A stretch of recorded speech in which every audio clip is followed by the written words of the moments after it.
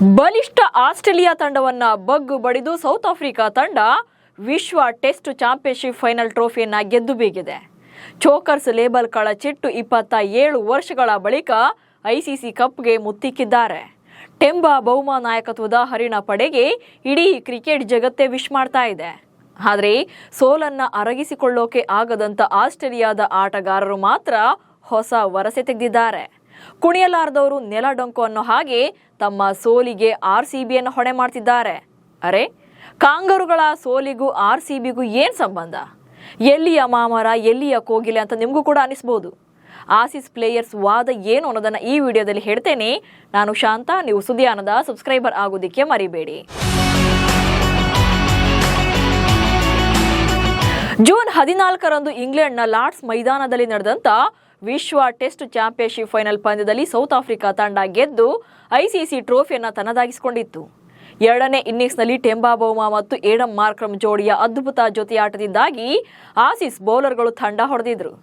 ಇಲ್ಲಿ ಆಸೀಸ್ ಬೌಲರ್ಗಳು ಇವರಿಬ್ಬರ ವಿಕೆಟ್ ಅನ್ನ ತೆಗೆಯೋಕೆ ಸಾಧ್ಯವಾಗದಿರಲು ಐಪಿಎಲ್ ಕಾರಣ ಅಂತೆ. ಅದು ಕೂಡ ಆರ್ಸಿಬಿ ಪರ ಫೈನಲ್ ಪಂದ್ಯ ಆಡಿದ ಜೋಶ್ ಏಜಲುಡ್ ಮೇನ್ ರೀಸನ್ ಅಂತ ಆಸೀಸ್ನ ಮಾಜಿ ಆಟಗಾರ ಮಿಚೆಲ್ ಜಾನ್ಸನ್ ಸ್ಫೋಟಕ ಆರೋಪ ಮಾಡಿದ್ದಾರೆ. ಬೌಲರ್ಸ್ ಕಳಪೆ ಪ್ರದರ್ಶನದಿಂದಲೇ ಸೋಲೆಂದ ಮಿಚೆಲ್ ಜಾನ್ಸನ್. ಲಾರ್ಡ್ಸ್ ಮೈದಾನದಲ್ಲಿ ನಡೆದ ಫೈನಲ್ ಪಂದ್ಯದಲ್ಲಿ ಆಸ್ಟ್ರೇಲಿಯಾವನ್ನು 5 ವಿಕೆಟ್ಗಳಿಂದ ಸೋಲಿಸಿ ದಕ್ಷಿಣ ಆಫ್ರಿಕಾ ತಂಡ ಚಾಂಪಿಯನ್ ಪಟ್ಟಕ್ಕೇರಿತ್ತು. ಪಂದ್ಯದಲ್ಲಿ ಟಾಸ್ ಸೋತು ಮೊದಲು ಬ್ಯಾಟಿಂಗ್ ಮಾಡಿದಂತ ಆಸ್ಟ್ರೇಲಿಯಾ ಮೊದಲ ಇನ್ನಿಂಗ್ಸ್ನಲ್ಲಿ 212 ರನ್ಗಳನ್ನು ಕಲೆ ಹಾಕಿತ್ತು. ದಕ್ಷಿಣ ಆಫ್ರಿಕಾ ಮೊದಲ ಇನ್ನಿಂಗ್ಸ್ನಲ್ಲಿ 138 ರನ್ಗಳಿಗೆ ಆಲ್ಔಟ್ ಆಗಿತ್ತು.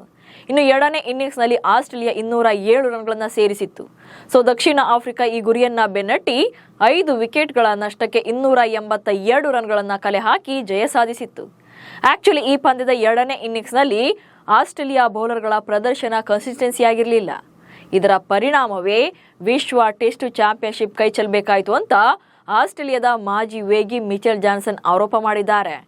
ಅಲ್ಲದೆ ಇವರು ಆರ್ಸಿಬಿ ತಂಡದ ವೇಗದ ಬೌಲರ್ ಮೇಲೂ ಕೂಡ ಜೋಶ್ ಏಜಲ್ವುಡ್ ಮೇಲೆ ಕಿಡಿಕಾರಿದ್ದಾರೆ. ವಿಶ್ವ ಟೆಸ್ಟ್ ಚಾಂಪಿಯನ್ಶಿಪ್ ತಂಡದಲ್ಲಿ ಜೋಶ್ ಏಜಲ್ವುಡ್ ಮೊದಲ ಆಯ್ಕೆ ಆಟಗಾರನಾಗಿದ್ದರು. ಇವರ ಮೇಲೆ ಸಾಕಷ್ಟು ನಿರೀಕ್ಷೆಗಳನ್ನು ಇಟ್ಕೊಳ್ಳಲಾಗಿತ್ತು. ಸ್ಕಾಟ್ ಬೋಲ್ಯಾಂಡ್ ಅವರನ್ನ ತಂಡದಿಂದ ಹೊರಗಿಟ್ಟು ಹೇಜಲ್ವುಡ್ ಸ್ಥಾನ ಪಡೆದಿದ್ರು. ಆದರೆ ಜೋಶ್ ಏಜಲ್ವುಡ್ ನಿರೀಕ್ಷಿತ ಪ್ರದರ್ಶನ ನೀಡೋಕೆ ಸಾಧ್ಯವಾಗಲಿಲ್ಲ.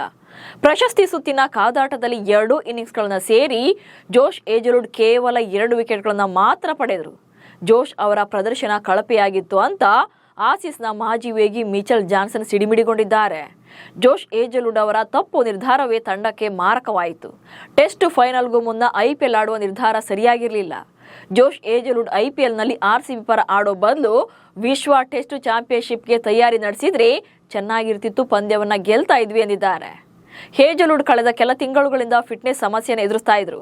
ಹೀಗಿದ್ರೂ ಕೂಡ ರಾಷ್ಟ್ರೀಯ ತಂಡದೊಂದಿಗೆ ಸಿದ್ಧತೆ ನಡೆಸೋ ಬದಲು ರೀಸ್ಟಾರ್ಟ್ ಆಗಿದ್ದಂತ ಐಪಿಎಲ್ನಲ್ಲಿ ಆಡೋಕೆ ಮನಸ್ಸು ಮಾಡಿದ್ದೇ ತಪ್ಪು ನಿರ್ಧಾರವಾಗಿದೆ.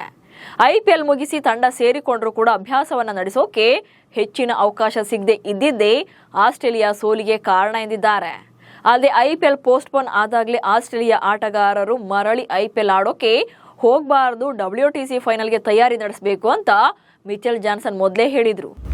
ಅಸಲಿಗೆ ಭಾರತ ಮತ್ತು ಪಾಕಿಸ್ತಾನ ನಡುವಿನ ಉದ್ವಿಗ್ನತೆಯಿಂದಾಗಿ ಐಪಿಎಲ್ನ ಮೇ 9ರಂದು 1 ವಾರ ಸ್ಥಗಿತಗೊಳಿಸಲಾಗಿತ್ತು. ಬಳಿಕ ಮೇ 17ರಿಂದ ಐಪಿಎಲ್ ಪುನರಾರಂಭಕ್ಕೆ ಬಿಸಿಸಿಐ ಪರಿಷ್ಕೃತ ವೇಳಾಪಟ್ಟಿಯನ್ನು ಪ್ರಕಟ ಮಾಡಿತ್ತು. ಪರಿಣಾಮ ಮೇ 25ರಂದು ನಿಗದಿಯಾಗಿದ್ದಂಥ ಫೈನಲ್ ಪಂದ್ಯವನ್ನ ಜೂನ್ 3ಕ್ಕೆ ಮುಂದೂಡಿಕೆ ಮಾಡಲಾಗಿತ್ತು.